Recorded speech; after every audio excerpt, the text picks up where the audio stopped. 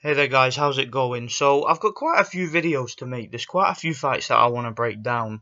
First one I'm going to break down is this upcoming fight in Russia, and it's going to be taking place on July 1st on the undercard of the Alexander Povetkin Andriy Rudenko fight, and that's going to be between former light welterweight champion Eduard Troyanovsky and former title challenger Michele Di Rocco. Now, this is obviously a comeback fight for Troyanovsky after he was brutally knocked out in his last fight in the first round by Julius Ndongo. I had a video up for that fight too and a post-fight vid. And it took a lot of people by surprise. You know, Julius Ndongo basically just came out of nowhere. You know, nobody knew who the guy was. I'd seen a couple of his fights online, but I hadn't really seen enough in order to make an accurate prediction on how the fight was going to go. There just wasn't enough footage out there. And he turned out to be a very, very good fighter indeed. I mean, he also went on to defeat Ricky Burns here in Glasgow. So he was clearly Ndongo was the real deal. He was a legitimate contender, and he's now a legitimate champion. And yeah, as I said, this is going to be a comeback fight. Troyanovsky, they've chosen an opponent that is a world-ranked opponent, a guy that's fought for a title, a guy that's got a good record, that's boxed at a decent level, and it's Michele Di Rocco. Now, you might remember Michele Di Rocco. He was the guy who Ricky Burns defeated last year to win, I believe it was the vacant WBA title. I watched the fight live. I remember it was in Glasgow, and I streamed it. And it was a very good performance from Burns. Yeah, he stopped him in the 7th or the 8th round, I believe it was. Can't remember, but from what I remember, Michele Di Rocco was quite a small light welterweight. He wasn't very powerful, didn't really look that strong. However, he seemed to have good boxing skills. He seemed pretty quick. You know, he had good defense, but you know, he just couldn't handle the superior physical strength of Ricky Burns. And Ricky Burns isn't a particularly strong light welterweight, so that bodes well for Troyanovsky going into this fight, because one of the concerns you would have about Troyanovsky is how will he be psychologically going into the fight, because coming off such a devastating knockout, which happened in the first round so quickly, you would expect Troyanovsky to be a little bit more cautious this time out on his first fight back. However, I think since he's facing a guy who isn't really that dangerous and doesn't have the awkward southpaw stance and big long reach that Ndongo had, I think that Troyanovsky can truly... He can afford to take risks in this one. I think he really can. He can afford to take risks. He can afford to be aggressive and afford to be himself in there. You know, I don't really think he has to go into this fight worrying about getting caught cold with a big left hand over the top. It just ain't going to happen here. I mean, you know, Julius Ndongo, like I said, he had that element of surprise about him. And I'm sure if those guys were to fight again, I don't think it would be over as quickly. I would still favour Ndongo to win the fight, but I just don't think that it would be the same kind of fight. I think it would be a much more interesting battle. And yeah, against this guy, I can't see Michele Di Rocco having the punching power to really keep a guy like Troyanovsky off him. I think that Troyanovsky, with his aggression, with his body punching, with his pressure, with his ability to shorten his punches inside, you know, with his tenacity in the ring, I think he'll just be too much for this guy. And even though there might be some psychological scars after the knockout, I don't think it'll be too much of an issue, because I think once the fight goes 1 or 2 rounds, I think that Troyanovsky will start to grow in confidence.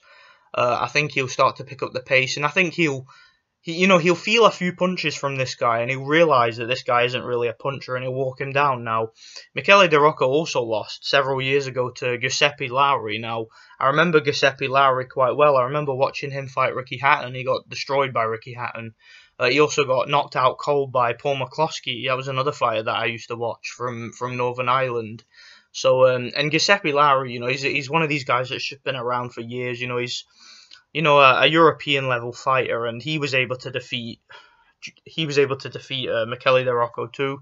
I think both guys are from Italy. So, you know, Michele Di Rocco is one of these guys who, for a comeback opponent, I think it's a good choice, because, like I said, he's world ranked.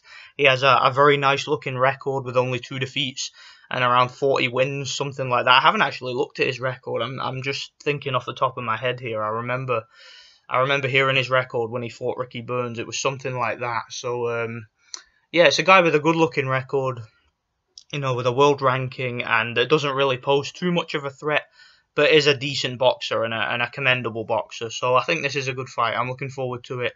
It's a very good addition to the undercard that's taking place in Russia. I believe it's being televised by Box Nation. I can't remember. I read up somewhere. I think it was either Box Nation or Sky. I'm pretty sure it was Box Nation. So I'll be looking forward to that one.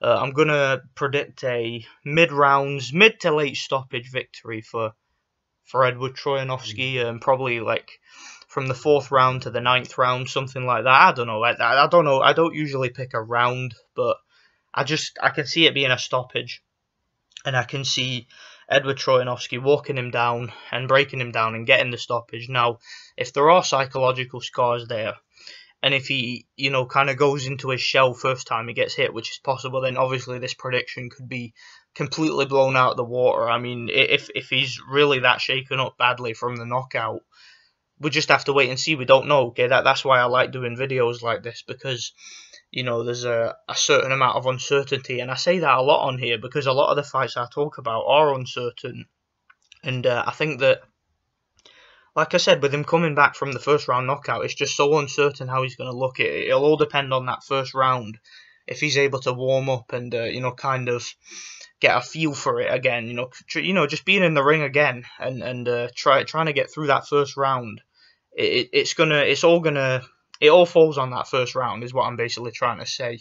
So yeah, but I'm picking Troyanovsky anyway, because despite the knockout, I still think that he is a top 10 light welterweight. Okay, I mean he's looked excellent in his career. Other than that knockout, he really hasn't put in a foot wrong. So let me know what you guys think anyway. Would you like to see Troyanovsky back in the mix, maybe against someone like Ricky Burns, or perhaps a fight against Crawford? I don't really see the point in that. I think that Terence Crawford is just, he's too big and too skilled and too slick for someone like Troyanovsky. I think that it would probably be easy pickings.